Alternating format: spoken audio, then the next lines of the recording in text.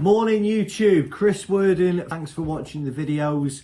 Today's video I'm going to explain to you what is a compulsory liquidation.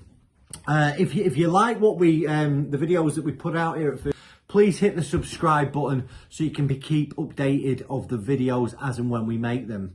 So just to explain to you, a compulsory liquidation, what is it? Well, this is when a company is unable to pay a debt.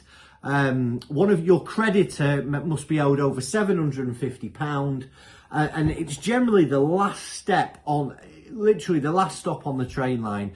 A creditor has gone through a long and arduous task of trying to recover money from you, and in the end they issue you something called a winding up petition. This does not come out of the blue. It will have started off with a phone call. Hello, can you pay that debt? Then a letter, then a bailiff, then potentially a statutory demand, then a winding up petition. Then you get your day in court. So you can voluntarily liquidate, which I'm going to talk about tomorrow. This is the other end of the spectrum. So given the choice, I strongly recommend that if you have still got some control over this, that you choose to voluntarily liquidate as opposed to a compulsory liquidation.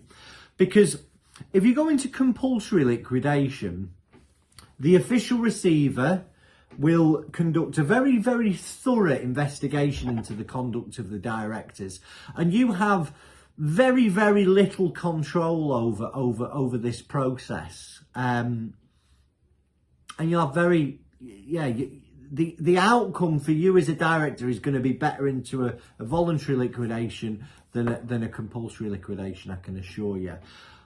The things that the official receiver is going to look at is your conduct as a director. You know, have you traded wrongfully? Have you traded fraudulently? Have you taken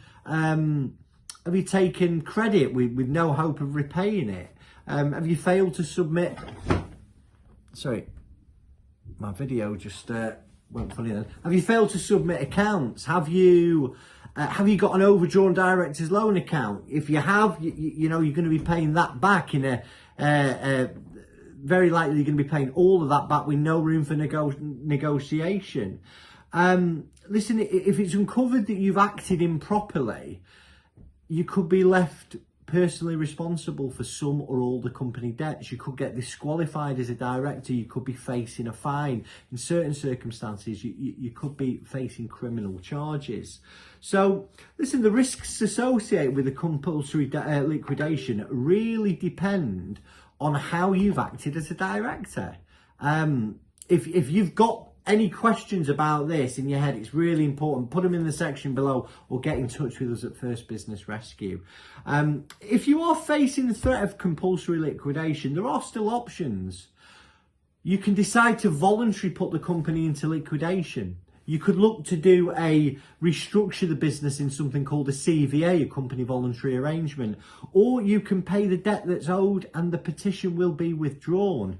Currently, just so you understand, I don't know when you're watching this video, but right now on the 23rd of March 2021, there is a restriction on winding up petitions. Generally, the HMRC are the people that give the most petitions out there. But there is a restriction on statutory demands and winding up petitions that currently is in place till the 31st of March 2021.